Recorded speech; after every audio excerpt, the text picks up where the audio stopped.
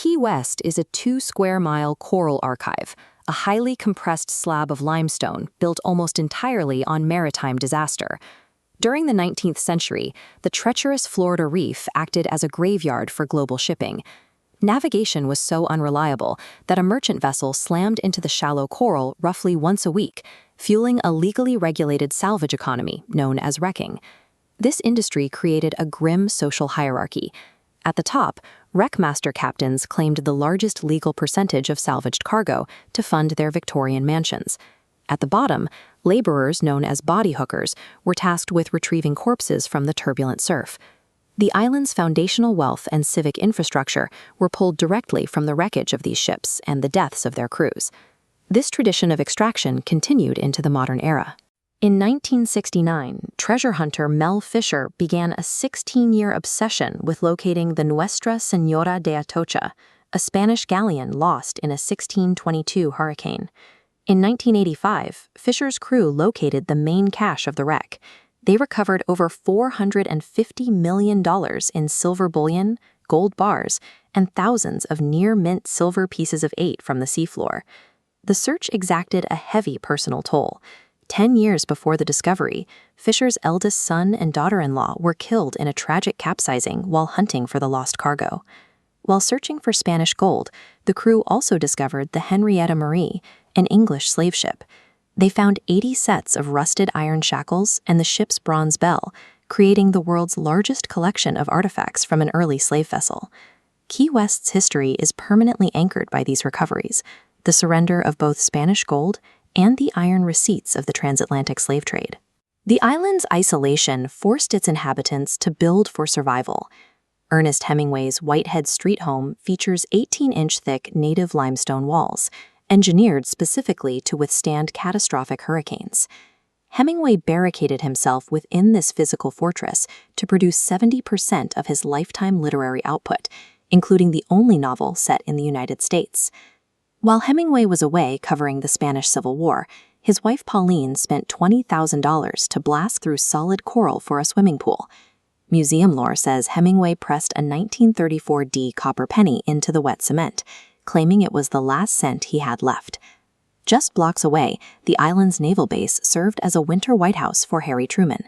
From this isolated bungalow, he signed monumental orders desegregating the federal workforce and the armed forces. This same density allowed José Marti to launch the movement for Cuban independence from a theater on Duval Street, using the San Carlos Institute to organize and finance the revolution from exile. Extreme geographic isolation turned the island into a pressure cooker, forcing presidents, revolutionaries, and literary giants to compress their actions into the same limestone coordinates. Strategic control of the island was often decided by speed.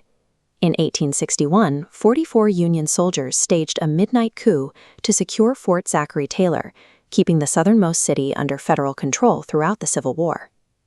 Survival often rested on individual stubbornness.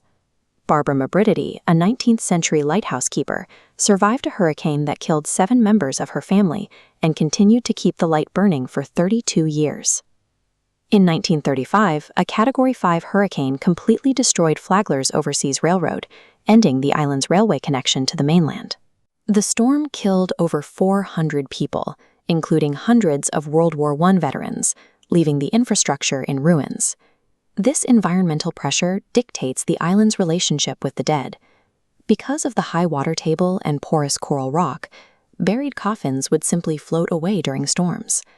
The geology of the island is so unforgiving that it dictates not only how the living survive wars and hurricanes, but exactly how they must be stacked in above-ground vaults. The island today functions as a living, open-air archive, where the physical evidence of past centuries sits fully exposed to the present.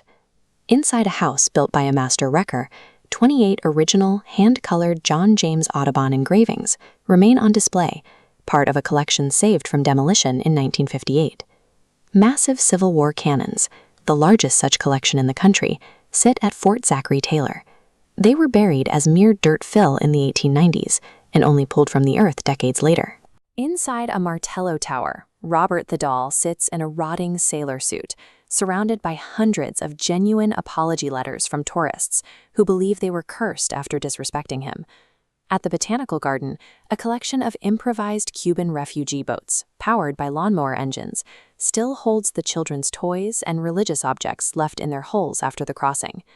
The towering Richardsonian Romanesque architecture of the Custom House stands as a permanent brick receipt for the customs revenue that once made this island the wealthiest per capita in America.